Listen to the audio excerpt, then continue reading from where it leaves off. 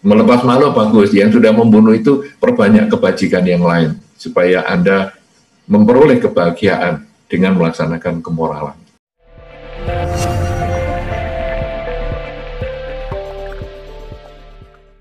Kalau misalkan kita tahu pernah berbuat karma buruk di masa lalu, yang mungkin sudah yang tidak kita lakukan lagi, atau masih kita lakukan, apa hal yang bisa dilakukan untuk mengurangi efek karma buruk yang akan berbuah? Mohon penjelasan dari Bante. Ini pertanyaan yang bagus. Jadi, tadi kalau nelayan tadi, kan dia ada yang mengatakan gini, Bante, saya ini sudah jadi nelayan. Gimana? Baiknya apa? Supaya saya bikin karma baik itu, saya sering melepas makhluk misalnya. Ya, bagus. Melepas makhluk adalah menambah karma baik. Tapi nelayan itu tetap melanggar sila. Ini couplingnya beda. Ibaratnya menyimpan di bank, ini bank yang tidak sama. Ini ada bank A dan ada bank B. Nah, nanti bunganya itu akan kita petik di waktu yang berbeda.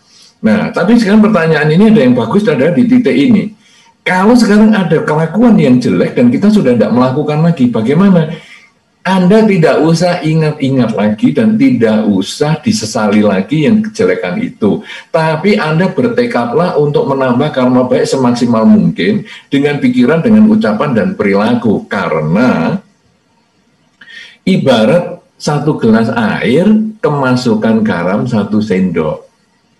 Anda sudah tidak bisa mengeluarkan garam itu dari air karena sudah bercampur dan air ini rasanya asin sekali.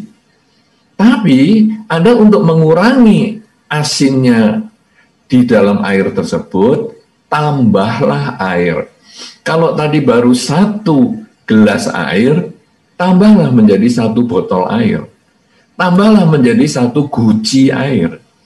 Dan ketika air itu menjadi 1 guci atau 1 galon, maka garam yang 1 sendok tetap.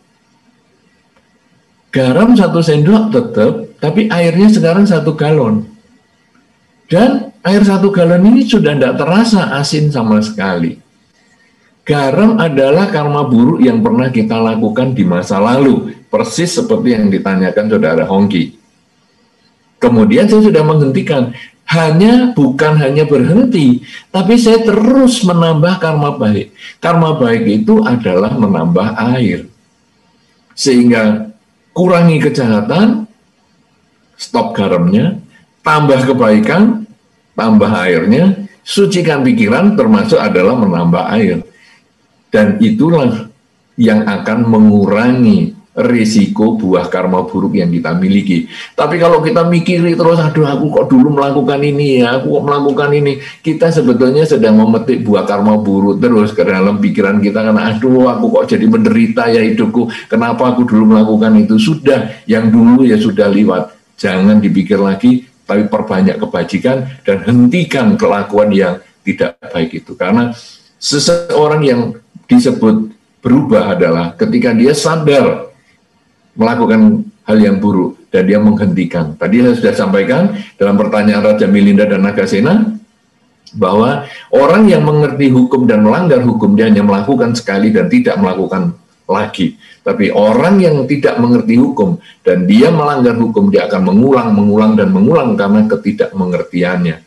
Ya, nah kalau sekarang kita lakukan lagi itu keliru. Tapi kalau sekarang masih kita ulangi, nah itu berarti kita masih belum kuat tekad kita untuk memperbaiki yang sudah kita lakukan.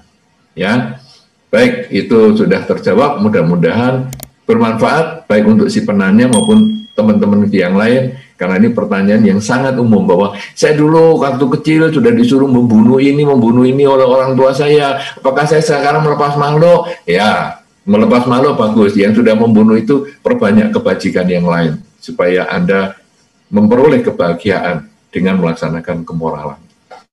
Terima kasih Bante atas penjelasannya.